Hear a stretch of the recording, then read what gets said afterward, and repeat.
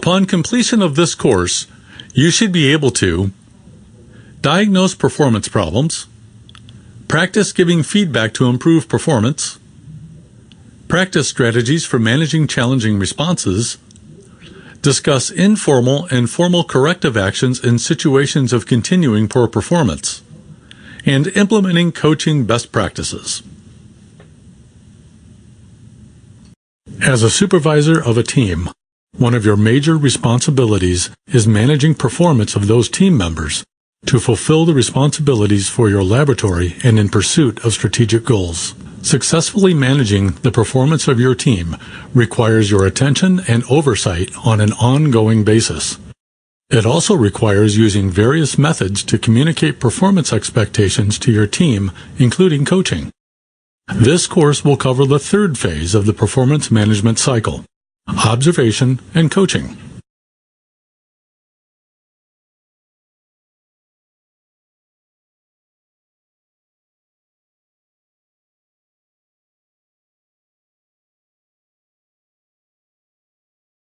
Performance gaps exist in every team. Gaps are areas where individuals are having trouble with an aspect of their work or assigned tasks. It is important to recognize that nearly every individual on your team probably has one or more areas that may require some additional attention and nurturing for them to grow and fulfill their job responsibilities. This will ensure career growth and team success.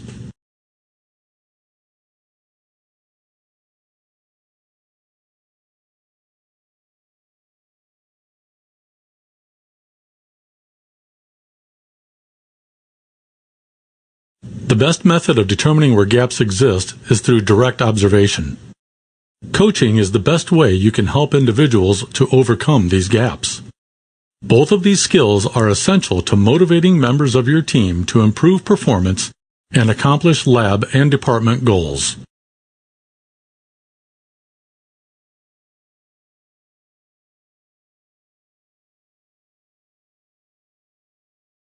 Managers almost always have good intentions with respect to employee performance. However, sending emails is not the best way to demonstrate attention. Staff members will respond more to a variety of communication and feedback about their performance. As a lab leader, you must be attentive about your role in team success and provide consistent and concise feedback. What you give your attention to will be more likely to happen than what you express your intentions to be.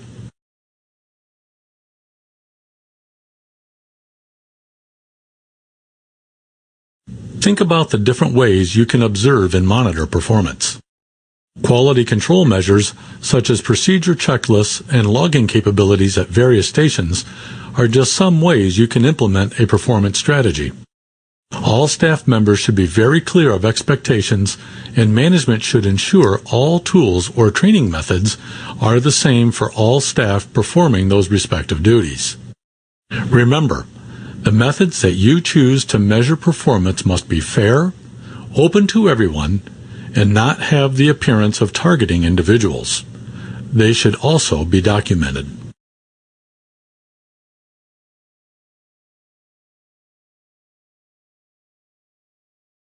Monitoring performance requires leaders to be clear about what is expected, or what optimal performance is, and being able to objectively compare it to existing behavior. In other words, an optimal situation or result versus the actual situation or results. The gaps are only those behaviors that differentiate between actual and optimal.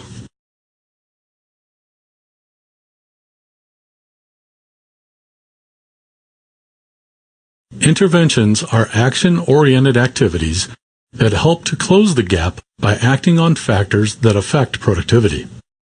Management should ensure all tools or training methods are the same for all staff performing those respective duties.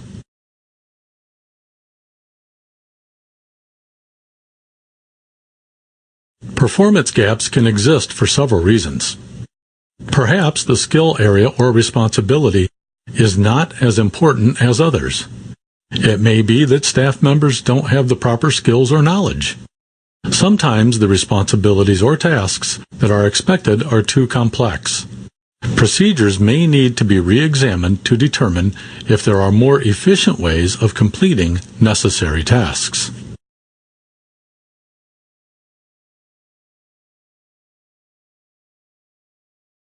Obstacles can also exist when there is little or no motivation or additional reward other than the typical performance appraisal and merit pay system.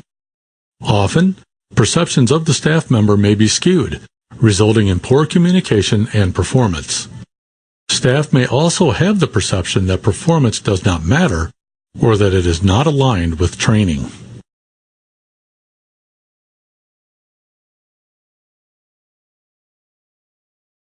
Performance gaps can sometimes prevent team members from performing at their best. These are several major factors that affect performance in organizations and departments, and some questions that can be used to assess potential performance gaps in each of these areas.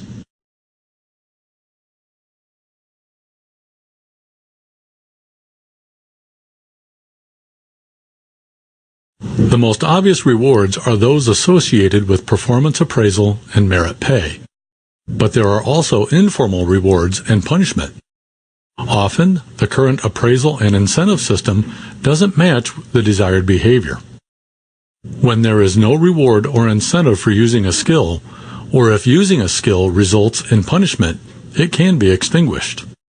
Here are some questions you may use to evaluate potential performance gaps in incentives and motivation.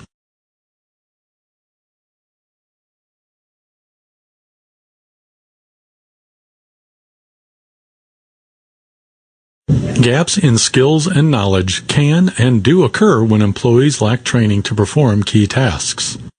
Scheduling and planning of training events present other challenges. Frequency of use is another variable in diagnosing skill and knowledge issues. For instance, in the case of new equipment or processes, sometimes there is a delay between the time employees are trained and the time they actually use them. Employees may forget what they have learned. Here are some questions you may use to evaluate potential performance gaps in skills and knowledge.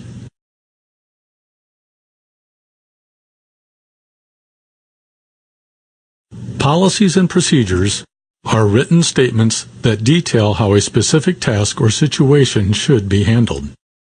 Here are some questions you may use to evaluate potential performance gaps in policies and procedures.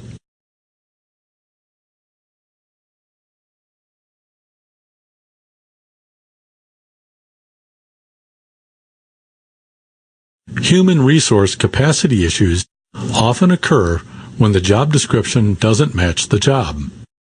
Employees may be assigned to a job that doesn't fit their skills. If individuals do not have the mental or physical ability to perform their jobs, no amount of training will prepare them. Here are some questions you may use to evaluate potential performance gaps in human resource capacity.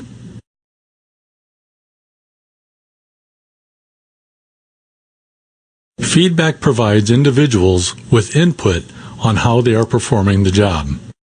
When timely feedback does not occur, people are less likely to use the skills or new processes on the job. Here are some questions you can use to evaluate potential performance gaps in feedback. Standards and measurements provide employees with the specifications needed to fulfill their job responsibilities. These standards and measurements can be unrealistic or conflict with an individual's ability to perform the job. In some cases, standards may not have been established or members are unclear about expectations. Here are some questions you may use to evaluate potential performance gaps in standards and measures.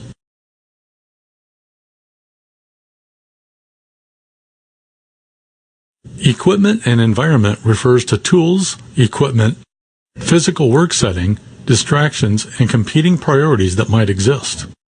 Here are some questions you may use to evaluate potential performance gaps in equipment and environment.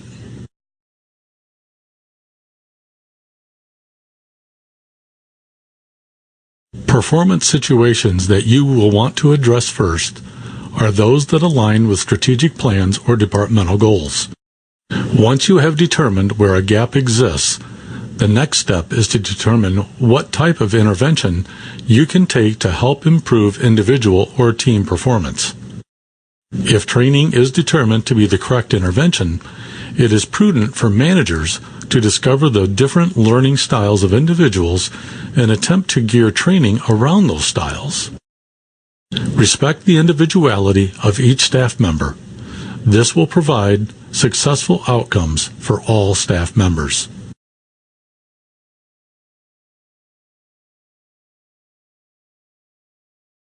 In the laboratory environment, performance is often based on performing a process according to specific guidelines. Quality control measures are used to ensure tasks or processes are completed correctly. When procedures are not followed, errors can occur. Be sure staff members have a clear understanding of expectations. Best practices for monitoring performance in a laboratory environment include establishing clear and specific guidelines for procedures or tests, providing a checklist of duties, expectations during the training period and allow for their feedback. This will ensure they are confident of their duties and tools required for success. Record keeping of personnel performing tests of procedures or tasks. Establishing quality control measures to ensure tests or procedures have been performed according to established and documented standards. Instituting daily checkpoints of random quality control measures and document discrepancies. Engaging staff members to take an active role in the process so they feel they have a stake in the outcome.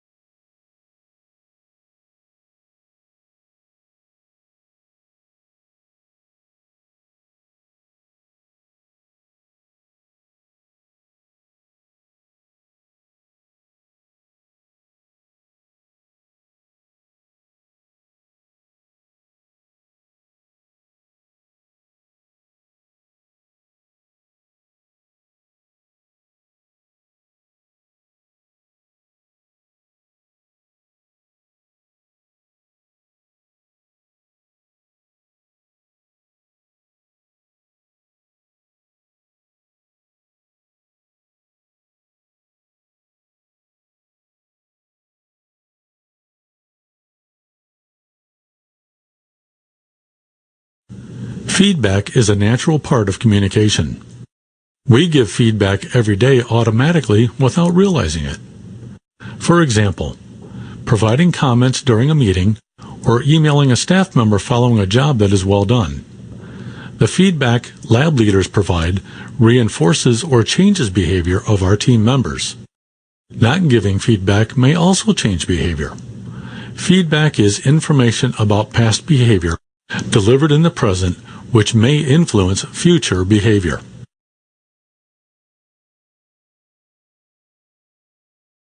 Objective behavioral feedback is a method of providing feedback that focuses on describing behaviors that are observed. It is not an evaluation or judgment based on emotion. This type of feedback can provide greater awareness of what team members do and how their behavior impacts others. Impact gives context and is more real and intuitive. In addition, supervisors can learn more about observing human behavior and giving objective, specific feedback.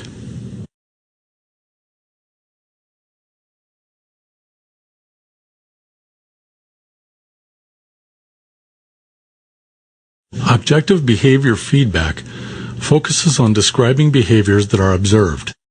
It is not an evaluation or judgment based on personality or emotion. When coaching individuals on your team, it is best to provide context by describing the situation. Make sure people know what situation you are referring to. Specify the behaviors that are inappropriate, including physical and verbal actions. Describe the impact on you and on others. Don't be vague or general. Comments that are not specific do not provide enough information for improvement. Provide information that is useful. If there is no point in giving feedback, it is better left unsaid. Make sure what you are saying is true. Put aside agendas. Coaching is about helping others first.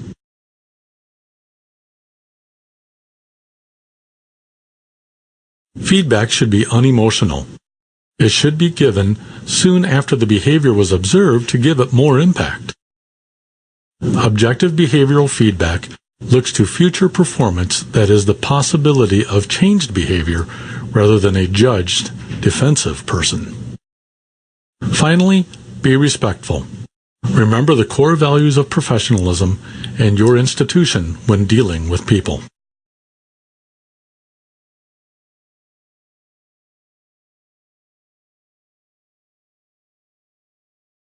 The situation, action, and result approach is a method of constructing an objective behavior feedback statement that typically begins coaching conversations.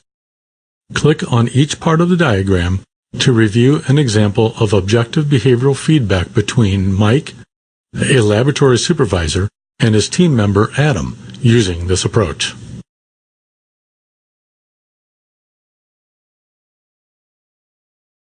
Thanks for meeting with me, Adam. I wanted to take some time to speak with you about your work on preparing specimens and labeling tissue cassettes.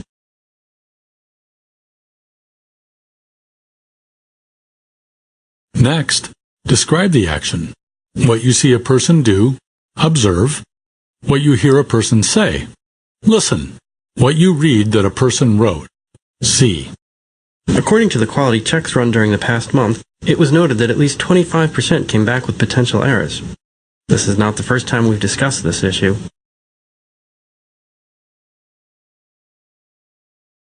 Finally, describe the result. What you do or say or feel as a result of someone else's actions. What you see or hear a person do or say as a result of someone else's actions. Those tests had to be reprocessed, costing our department additional labor and money. This kind of work reflects poorly on our team as well as our hospital's relationship with its physicians and patients. Can you explain what may be happening?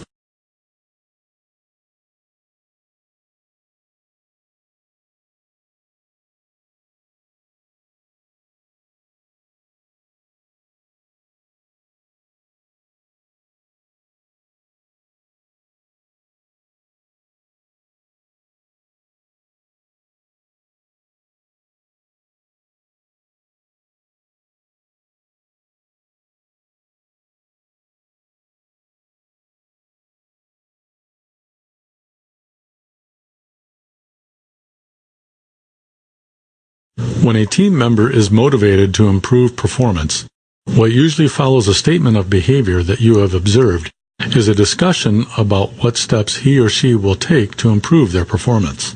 In the real world, however, this is not always the way things go. Here are some ways that you can respond to most types of situations. Select each of the menu items below to review best practices for managing coaching conversations.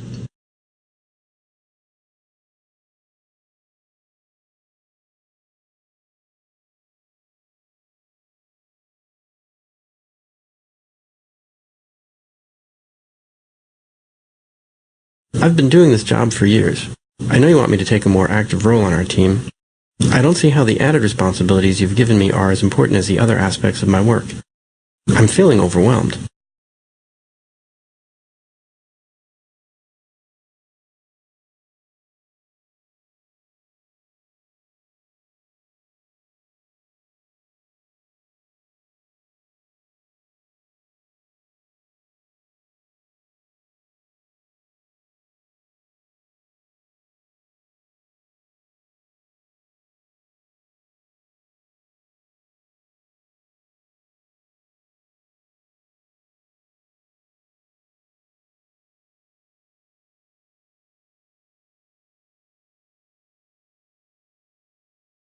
I know you expect more, but the number of reports I need to run each day does not allow me enough time to complete my other work. I really don't have enough time to do my job well.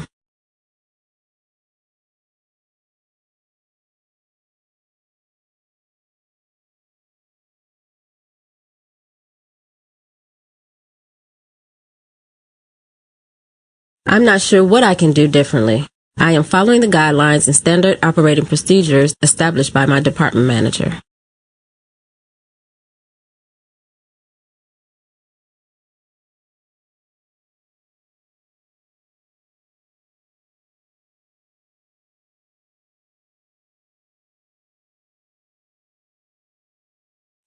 Sometimes, even though you have provided the necessary motivation, tools, and time to help an employee improve, there are underlying circumstances that prevent changes in performance from happening. You may need to move forward with some form of disciplinary action. Discipline is based on the Latin root meaning to learn or improve. It is meant to be instructive rather than punitive. Informal disciplinary actions are designed to improve conduct or performance without placing salary or job in jeopardy. Formal corrective actions are designed to improve conduct or performance while placing salary or job in jeopardy. These actions should only be taken when other corrective measures have been exhausted.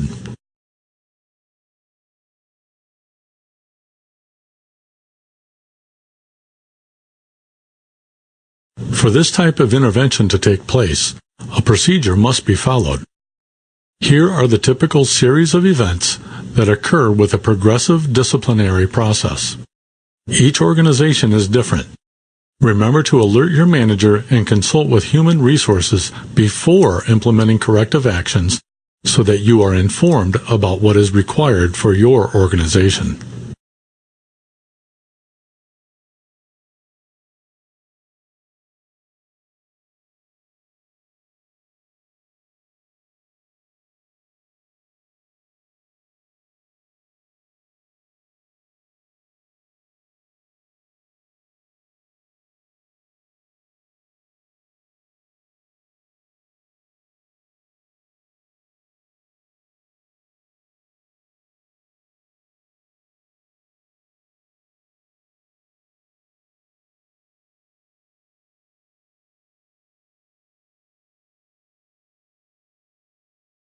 As laboratory leaders, you can incorporate the following coaching best practices into your management style. Make efforts to catch and reinforce when someone is doing something right. Use objective behavioral feedback approaches. Discuss performance expectations and ask the employee about changes they can make to improve. Do not dictate to them and expect compliance. Make sure your staff has access to your policies and standards.